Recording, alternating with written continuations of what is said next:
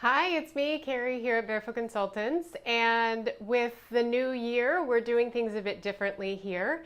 There's going to be 2 webinars a month and 2 newsletters a month. And I'm adding new features to the newsletters so that you get to hear from me every week.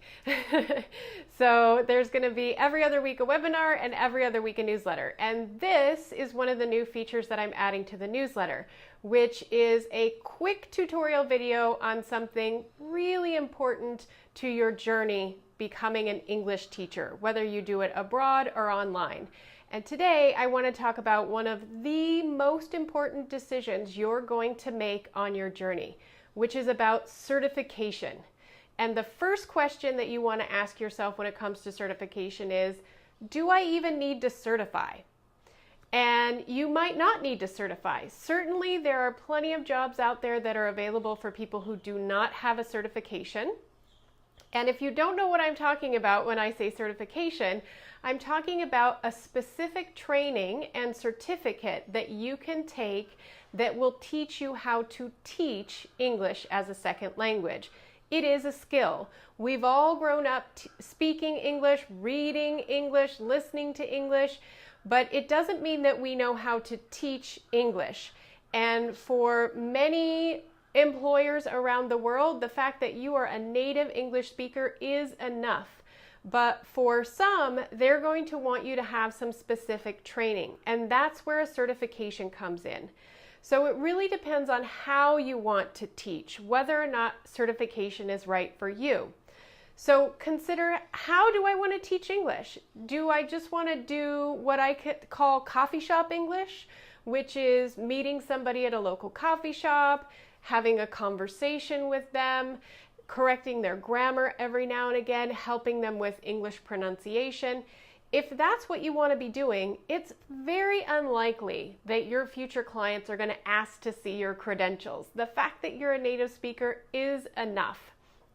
Now, if you want to be employed by somebody, if you want to be an employer at a university, a school, a language institute, chances are they are going to want you to have some kind of training.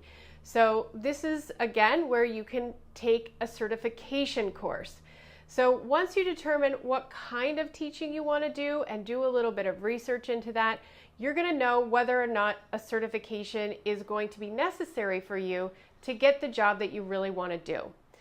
Once you have determined that yes, you do want to certify, then the next question is, well, which certification is best for me? Because there's a lot of different ways that you can become certified, and there's a lot of different organizations around there that offer certification. So you have a lot of options. There's a big spectrum here of what I would call investment, because really we're talking about an investment of your time and your money. A certification course is going to cost you, on the low end, an online certification course might cost you a few $100s. On the high end, if you're going to take the gold standard training, which is known around the world, which is something called the CELTA, and you will learn more about that in the course when you get to the section on certifications. So I'm not going to explain a whole lot about that, but it's CELTA. That's an acronym. And the CELTA certification training is the gold standard worldwide. So that is what I would consider a residential certification, where you go, unless it's in your hometown and you can stay at home, but every day you show up in a classroom and you go from 9 to 5 or whatever their schedule is, 5 or 6 days a week, and you get 120 hours of training in how to teach English as a second language. So I would call that kind of a sort of intensive, right? That's what I call an intensive in the course. And you have anything along this spectrum. There's even now hybrids that you can do, where you can combine some online training and some on-the-ground training. And the on-the-ground training is the really important part. This is also something that I want you to consider when you're thinking about what certification might be right for you. is, do they offer practical teaching experience as part of the certification training? Meaning, am I actually creating a lesson plan, getting up in front of real students, and teaching a real class? This is a really important element of your training when it comes to your future employer. People who are going to hire you want to know that you have some practical teaching experience. And something like the CELTA, that's built into the training.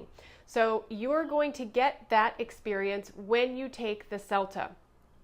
An online course, because of the nature of it, you doing it online, doesn't offer that kind of experience and training.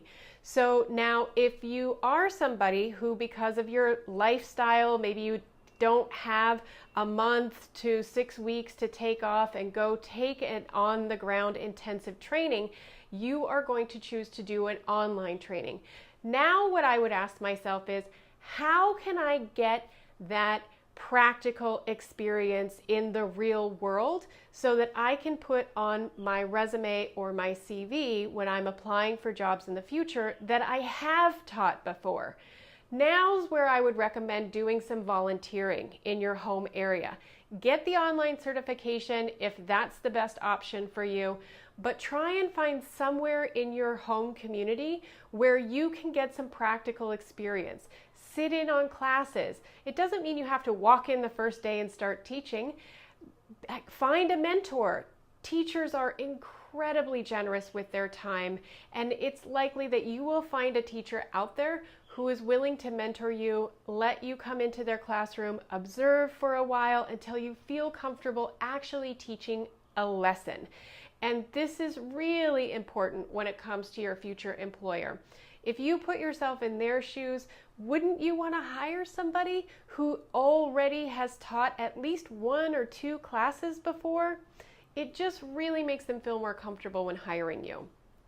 And the last thing that you want to consider if you're taking a certification course is, do you want to add on what's called an endorsement?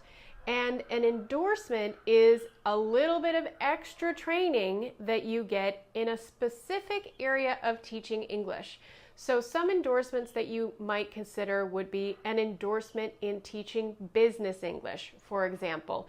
And you might get 20 extra hours of specific training in how to teach business English.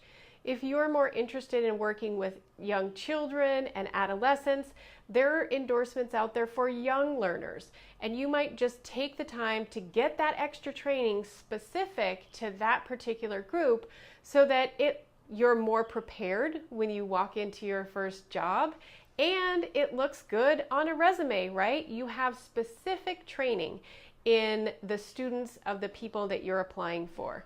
So those are some things to keep in mind when you're getting your certification. Remember, there are 2 whole lessons of the course specific to talking to you about certification and helping you make this decision. There are also interviews in the course, and there are webinar playbacks in the course. So there's a lot more to explore on this topic, but I think this is one of the most important questions you're going to ask yourself and decisions you're going to make along the way. So I wanted to make this the first feature of 2019. Happy New Year, everybody, and I will see you in a month with another video in the newsletter for February.